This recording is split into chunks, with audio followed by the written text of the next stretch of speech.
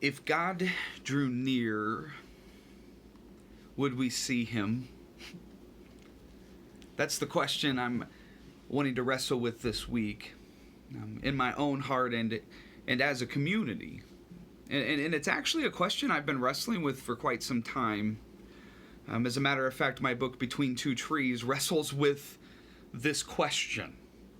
If God drew near, would I see him?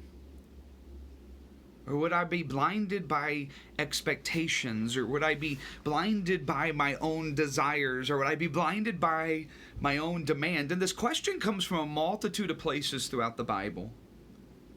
But the text I want to focus in on today is John chapter 1, verses 9 and following.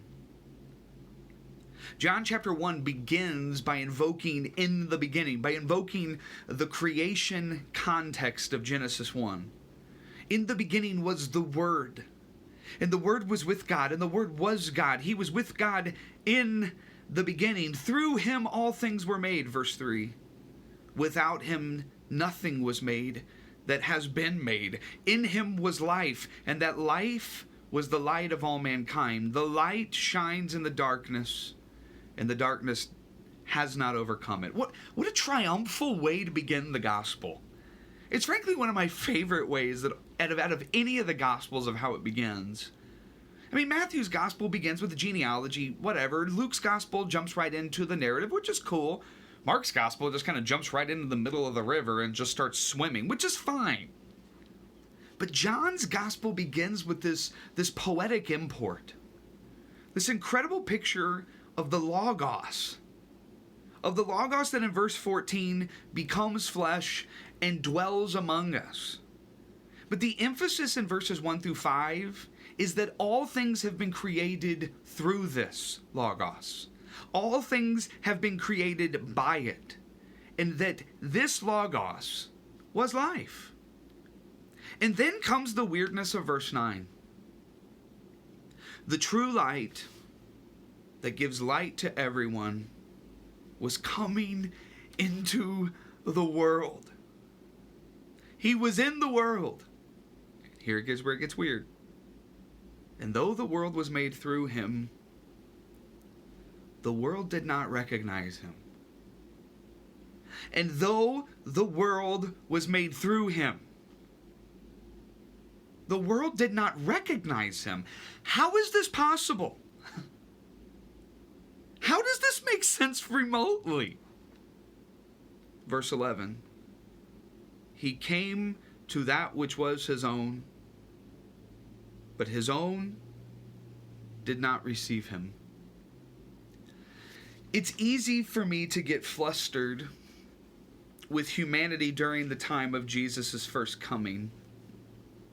It's easy for me to get irate. It's easy for me to sit on a video 2,000 years later and to be lamenting and to be exploding with the question, how is this possible? But instead of berating them, this is what I would like to do for the rest of our time this morning, and what I would like to challenge you with for the rest of this week. How do we miss God coming near to us on a daily basis? I mean, I want to look into the mirror and I want to ask this question. If God drew near, would I see him? Yes, it's easy to ask the question by putting myself back into that time. You know, if I was in Bethlehem, would I have been the Magi or would I have been one of King Herod's men? Would I have seen the Messiah for who he was? Or would I have been chanting, "Crucify him," like the crowd? I do want to wrestle with that question. But I want us to move beyond merely transplanting ourselves from this space and time to a past space and time. And instead, I want us to ask the question about us today, 21st century. If God drew near to you today, would you see him? Would you notice him? Or would he pass on by and be as obscure to the eye as Jesus was to Saul, who was persecuting the church? To be as absent from the present eye of Elijah, who was hiding in the rock right after God showed up with the prophets of Baal. If God drew close to you today, would you see him? And now comes the big question. And if not, why? Why? I mean, when you think about the text back in the time of Jesus, there's quite a few different answers to that question. Some of them are united with death. Some of them are so blinded by darkness that if light came to them, they would see it as a threat and run. And I think that's part of some of our stories here today. That the sin that we have chosen is actually causing us to suffer from blindness. I don't think it's always that case for all of us, though. There's some of us that are actually just not trained to the eye to see God show up. I mean, have you ever been with somebody that's an expert in art and you walk through a museum?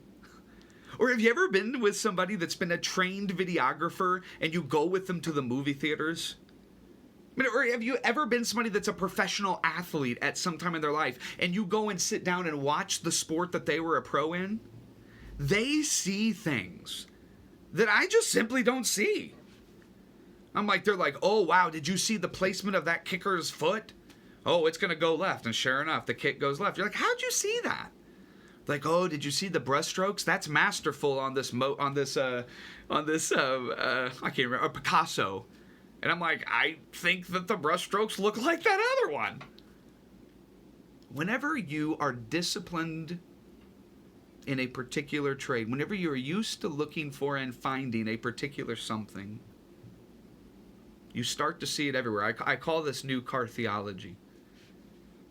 There's a lot of the times you don't even realize how many of, let's just say, a Kia Sedona, which is the awesome ride that I go around as a dad of 4.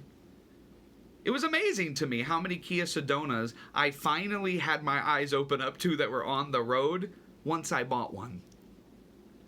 Once I had one so close to me that it was sitting in my driveway, so close to me that it was my chosen vehicle to get from point A to point B, so close to me that now whenever any other Kia Sedonas go by, I can't help but turn and look. Here's my question. If God drew near to you today, would you see him? And if not, why? Because my goal is that for each and every one of us, we have such a consistent and deep relationship with the Lord that when we see him move by in the heart or in the face of another person that may not look like us or agree with us, or we see him brushing through the leaves as they turn from fall into winter and then once into spring, or as we see the sun shining, we might see the same smile that we see whenever we do our devos in the morning, whenever we listen to videos about Scripture, or when we stare into the face of God as presented in the text itself. If God drew near to you today, would you see him? And if not, let's find out why. I love you guys. Talk to you next week.